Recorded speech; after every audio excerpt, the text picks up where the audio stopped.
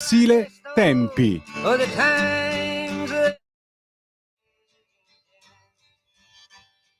E la linea torna subito a Giulio Cainarca. E a Emanuele Boffi, direttore di tempi.it. Buongiorno Emanuele, grazie per essere qua. Buongiorno. Allora, oggi inizia la COP28 negli Emirati Arabi Uniti. Mi permetto di segnalare un articolo formidabile di Leone Grotti intitolato "Discettare di ambiente a Dubai, una barzelletta che non fa ridere". E in effetti è difficile dargli torto, no Emanuele? Sì, hai detto giusto, è proprio una barzelletta, ormai ci siamo abituati a queste manfrine, alla fine sono manfrine, sono barzellette, cioè a vedere i potenti del mondo arrivare a Dubai, discettare di clima, darsi grandi obiettivi, stringersi le mani e poi non cambiare niente, anzi molto spesso queste, come scrive giustamente Grotti, molto spesso queste occasioni diventano delle occasioni per fare contratti, per fare affari. Del clima si parla molto, si danno obiettivi fantasmagorici, ma poi dopo non succede niente. Quindi noi siamo molto molto scettici su questi appuntamenti, e questo a Dubai, poi nell'articolo Leone Grotti spiega bene anche il paradosso di fare un meeting a Dubai. Si concluderà come gli altri 27 precedenti. Ecco Emanuele, sono però cose, no, che sono talmente assurde che dovrebbero essere reputate tali da tutti, ma non tutti le reputano assurde. Faccio un esempio: se noi facessimo una conferenza sul femminicidio il 25 novembre e la facessimo tenere da Angelo Izzo, magari qualcuno ci guarda male, mentre invece, permettimi il paragone, però tutti saremmo d'accordo che quello lì probabilmente se ne intende, diciamo, della materia, ma non sarebbe la persona più opportuna da interpellare su quei temi, no? Il 25 di novembre. Mentre invece se sono gli Emirati Arabi Uniti, è un capo di Stato che è anche capo della principale azienda petrolifera, e in quella sede si firmeranno contratti di fonti fossili, petrolio e gas, se invece è quello lì a presiedere una riunione mondiale sul clima e sulla transizione green e quindi sul rifiuto di quelle fonti fossili medesimi, quasi nessuno lo fa notare, no? Voi siete tra i pochi che si permettono di dire è assurdo, è una barzelletta che non fa ridere.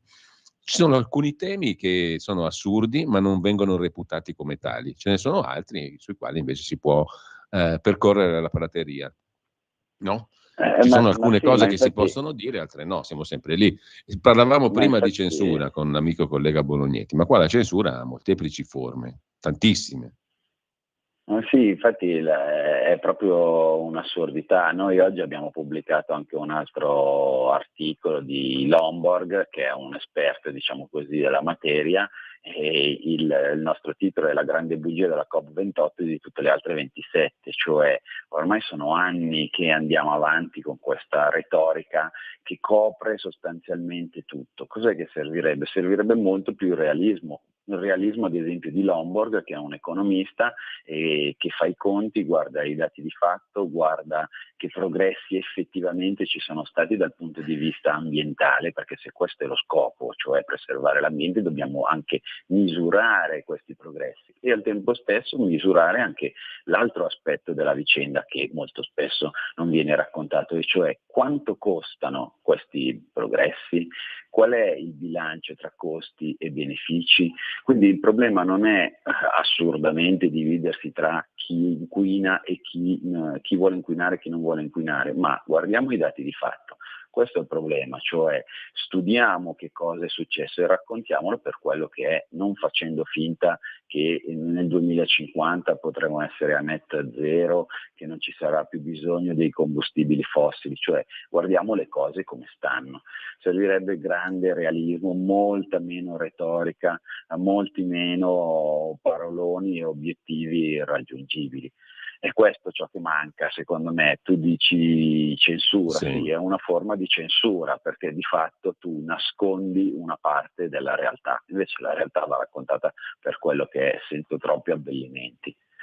Ecco, e tra l'altro al di fuori delle ideologie, no? Perché anche l'ideologizzazione degli argomenti è una forma di censura, perché nel momento in cui tu carichi di ideologia e di è così e non se ne discute più un argomento, è un modo per censurare le altre opinioni, per evitare il dibattito, no? Questo vale per una pluralità di questioni. Guarda per esempio anche all'atteggiamento nei confronti dell'Unione Europea.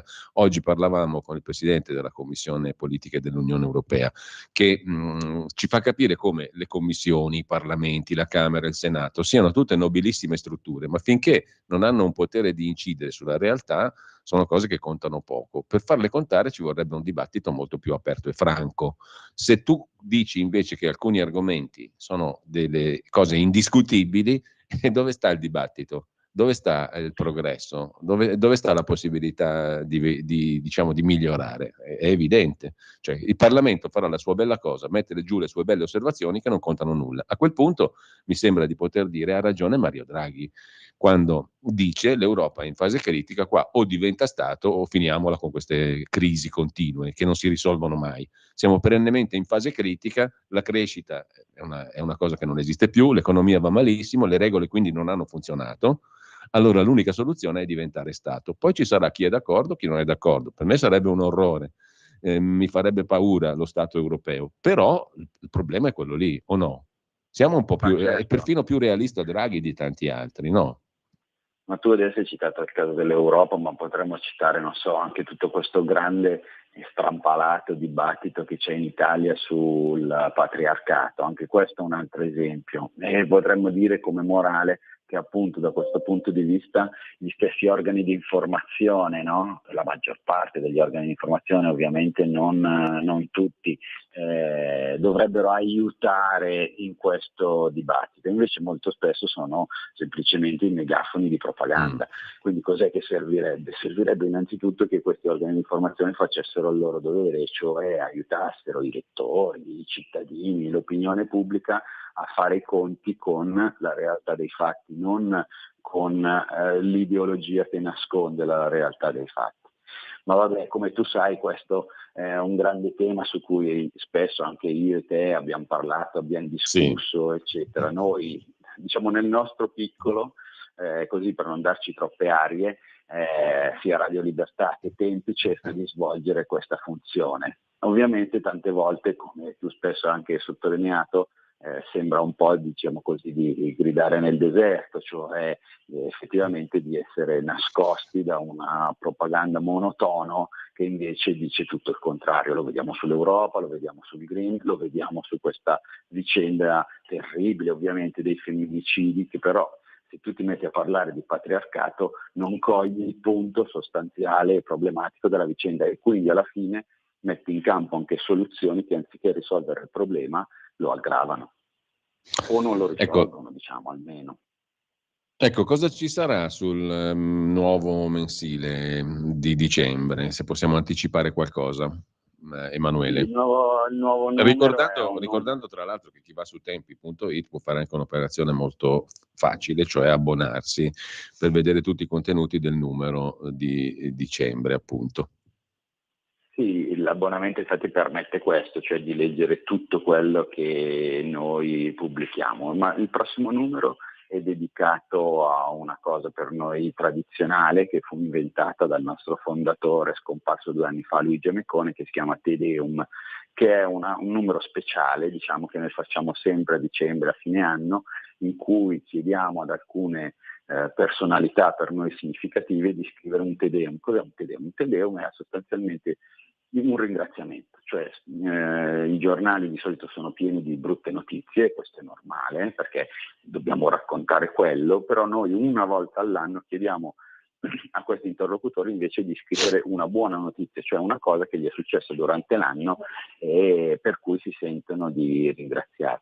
Quindi nel prossimo numero c'è tutto questo, diciamo, questo inserto speciale di ringraziamenti che noi abbiamo chiesto alle persone più Che bello, diverse, è una cosa che fa respirare, che porta aria buona. Sì, Ringraziare per qualcosa è una bellissima cosa. Poi infatti una volta all'anno, il mese di dicembre, mi sembra una bellissima tradizione. Aveva ragione Amicone, fammelo dire da lettore. Molto spesso si tratta ovviamente anche di situazioni drammatiche se non tragiche, cioè persone che durante l'anno hanno vissuto situazioni molto difficili. Infatti la cosa interessante è trovare un motivo per cui ringraziare anche all'interno di questo marasma che è la vita, no?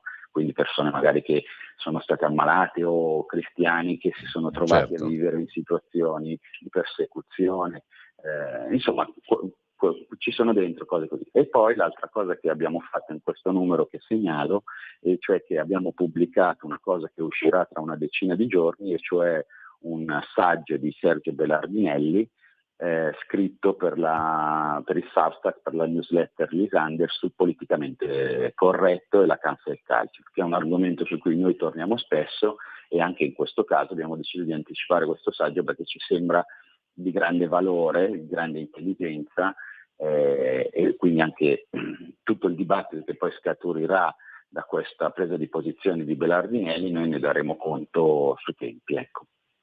Bene, allora 2 tweet ti chiedo per chiudere, visto che sono le 9:28, Emanuele. Il primo, prendo spunto da un bell'articolo di Andrea Venanzoni, questo si trova sulla pagina online di tempi.it, sull'Expo 2030 e la sconfitta di Roma, no?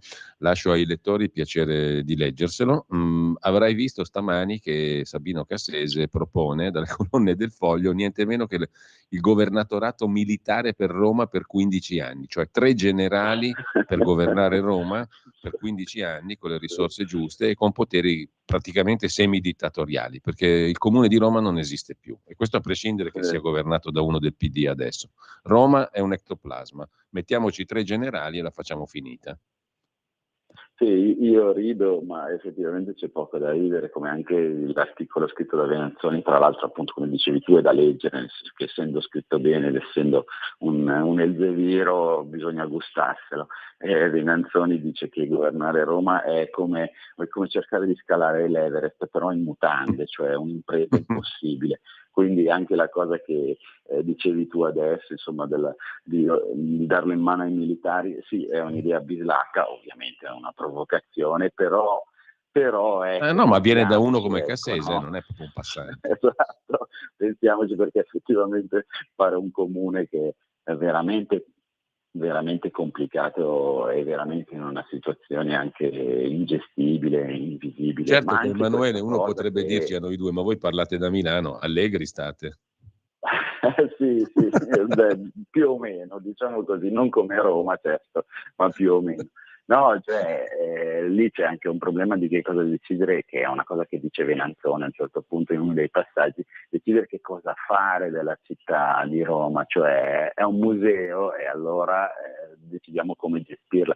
E quindi anche questa paura di fare grandi eventi a Roma, si capisce, no? Però da un certo punto di vista è una paura comprensibile, dall'altro però anche una paura che blocca la città, che non permette di riammodernarla.